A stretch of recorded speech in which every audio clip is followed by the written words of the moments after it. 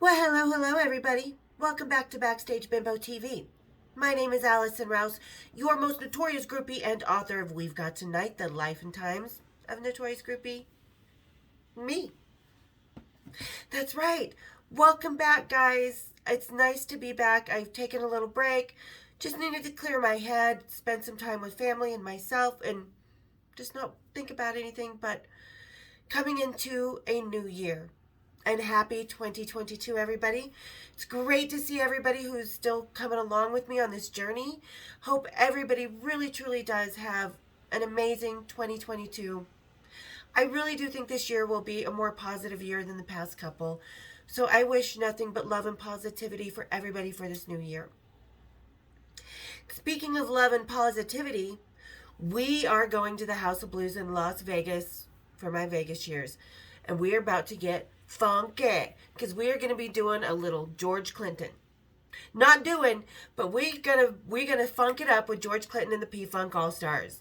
And today's cocktail is going to be the Dr. Funk. So everybody, grab your funks, kick up your heels, and let's have a little cocktails and rocktail, shall we? Cheers, big ears. Woo.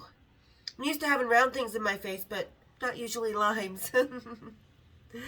All right, guys. So this was probably around 1999, 2000. I was pretty well known on the Vegas scene. I was part of Vegas society. Like, everybody knew me. I was at a lot of VIP parties. And the House of Blues was someplace I was at quite a lot because there's a lot of bands that play there. So the security guards just kind of got to know me there. And I would just pretty much pull up my car, park next to the buses if I was not already with the band. Literally just pulled up my car, parked next to the buses, banged on the backstage door, waddled right in.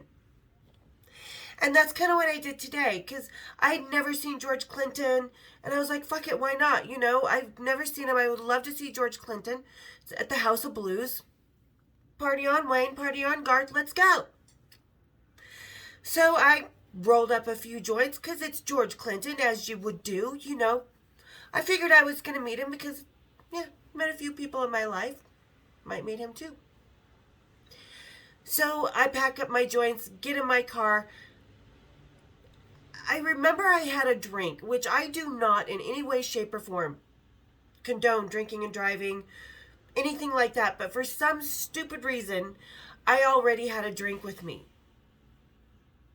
Like I said, I don't know why. I think I had stopped by someone's house or something on the way. And they made me a drink, and I was just like, one for the road. Okay, bye, I gotta go. Like I said, I do not condone that. So anyway, I pull up to the House of Blues, do my usual, you know, it's at the Mandalay Bay in Las Vegas, way down there. Because what people don't realize, there's a few hotels on that property. There's the Mandalay Bay. There was the hotel, which was a cool, awesome, high-end boutique hotel, you know, kind of for the younger. And then there was the Four Seasons, where Four Seasons brunch is where you want to be in Vegas because we're talking Steven Spielberg, George Clooney, Mick Jagger, Leah Remini, all kinds of people hanging out at that brunch. Because that's where a lot of the high-end, a lot of actors and actresses would stay in Vegas. Because nobody knew that there was a Four Seasons. But I did. So anyway, pull up, bang on the backstage door at the House of Blues. Door opens, and of course it's one of the security guards that I know. And he's like, oh, hey, Allison, hey, girl, how you doing? I'm like, good. He's like, you coming to see the show? I'm like, hell yeah, let me in. So he just swings open the door, and I'm in a really good mood that night. And I'm just dancing. I'm dancing away because I hear the music. Because like I said, when you walk in the backstage door at the House of Blues, there's stairs. And you can either go straight up to the stairs, and then there's stairs down that go out to the crowd and the bar and stuff. So I cruise up the stairs, and I go to the left up to the side of the stage. And I'm just dancing. And I'm partying, and I'm boogieing, and I'm like, fuck yeah, George Clinton. I'm not even sure I really knew the song he was playing, but how can you not move? And the energy was good. I just smoked a big fat joint, had a few more in my purse, had my drink, partying on. When And like I said, when I walked in, I just was like in a really good mood. My aura was good. I was really happy and just minding my own business. There was other people on the side of the stage and nobody even questioned. Mm-mm. No one questioned. They were just like, okay, she's supposed to be here. She is backstage. So anyway, during that first song, one song was all I was there. And all of a sudden, I look over, I'm watching George and the keyboard players right here and Bootsy and like everybody in the P-Funk are all just hanging out playing whoever is in his band at the moment. When all of a sudden I see George Clinton look over at me and he's dancing and he's got his groove going on and he's singing and he points. And he's like, yeah. And he keeps singing and he starts funking his way over to me. And I'm like, cool, woo, George Clinton. And I'm still dancing. I've got my drink up as you do, you know. Groupies, we love the music. We like to groove on the side of the stage. It happens. When all of a sudden, George keeps coming over and he points to me, you. And he comes over and he just grabs both of my hands. And even with my drink, it just grabs my wrist. And he's like, I felt you walking in that door. He's like, your energy's fucking amazing. He's like, and all of a sudden they did start playing bow wow wow yippee yo yippee yay, bow wow yippee yo yippee yay. So perfect timing for me to walk into this little gig, right? Sure was. Oh God. So George just talks to me. He's like, girl, he's like, you gotta hang out with me. You're coming with me. He's like, just keep dancing. He's like, just follow me and keep dancing. So he grabs my hands and he starts walking with me. And I'm thinking he's going to take a break, you know, like someone's doing a solo because they've been known to do 10, 15 minute solos. So I'm like, fuck yeah, I'm going to go get high with George Clinton. Woo, rock and roll. No. He's just like, keep dancing. And he takes me out onto the stage at the House of Blues. Now, I am a stripper, but I'm used to dancing on stage with my facade on, with my stage name, you know, without my clothes, but in the privacy of my club, you know, so mentally I'm used to standing on the side of these stages. Like once during Aerosmith, during Walk This Way, I went out on stage with them and stuff, but usually I'm the mystery girl on the side of the stage, which I like. No. George decides he's dragging my ass right out onto that stage. And they're just playing. So he's like, keep dancing. And I'm like, holy shit. And I look out onto this crowd and I'm like, holy shit, I recognize some of these faces. And I'm tipsy and high and just like, what the fuck, you know, just starting out my night. And I'm still dancing on that stage to wow, wow, wow, yippee, yo, yippee, yay, bow, wow, yippee, yo, yippee, yay. I was almost mortified because, like I said, I was so more comfortable dancing at my strip club where this was where I did my performances. You know, this was my comfort zone. But being out on the middle of that stage, dancing in front of all the House of Blues and people looking and pointing, and they weren't laughing or anything. I mean, I'm sure there was a couple of people laughing at me because that happens. But really, I was just like, oh shit, what am I doing out here on this stage? I thought we were going to go get high, George Clinton. Not yet. But we did. So I'm dancing, and he kept me on that stage the whole fucking night. Just sit on this road cage. Just pull that road case out by the drum between the drum and the keyboard guy. And just sat there, had drinks, smoked a joint. George would come over and smoke that joint with me.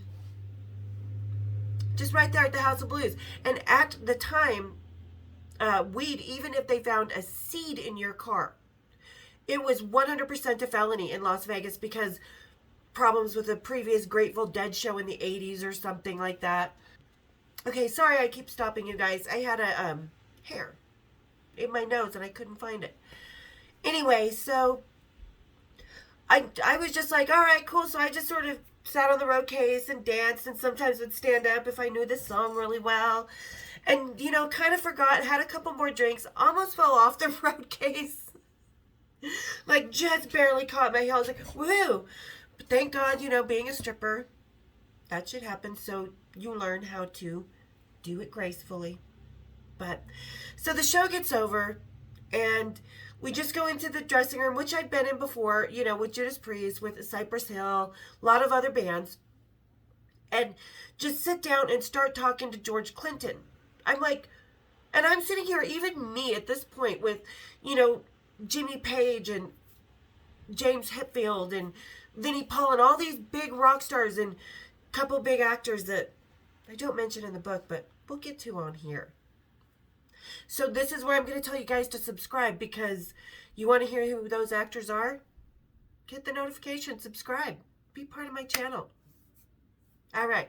But so, yeah, and I'm just sitting there like hanging out and kind of talking to George, was talking to ADD in a very long kind of acid trip way. But it was still cool as hell because, you know, in music history, he's definitely a legend, and nobody gets to meet George Clinton. He's super private, and even my cousin was like, bullshit, you never met George Clinton. But he found out because he knows someone that plays in the band. He's like, yeah, he's like, I know who she is.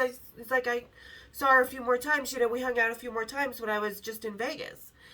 Not with George, but with other people in the band. So, yeah, this was, to me, it was crazy insane because, like I said, I love George Clinton. And who wouldn't want to just go, as much music as I can see that I love? Like, I'm not going to go to George Thorogood or some shit just because it's a show. Hell no. Me and Danny, like, turned down George Thorogood and wouldn't even get in the elevator with him. Hell no. But when you love a song, and plus I figured the House of Blues, I can just wander in all freebie-like and enjoy my evening. And I did. And we just sat in that dressing room for the next 3 hours like everybody left. And we were just talking, and the conversation went in 12 different directions, from sex, drugs, rock and roll, politics, to the mutual friends that we knew, to auras and energies and souls and afterlife and stuff. So that was just a really crazy, awesome time that I got to enjoy with someone that most people never get to meet, because he is so freakishly private and freakishly and funky. And it also kind of, you know, he was like, and he even asked me, he's like, how did you get in here tonight, girl? I'm like, oh, I know everybody here. I said, usually I just park by the tour buses. He was like, really? I'm like, yeah. Yeah. So when everybody else had left, and he was staying at the Mandalay Bay, and the tour buses always stay parked there by the House of Blues in the parking. And we just went out to my car, smoked one last joint, got out, said goodnight, looked up at the stars for a while, wondering what the hell was going on up there. Gave me a big hug and was like, girl, you so cool. And he had got my phone number earlier. And yeah, we hung out a couple more times when he came to Vegas.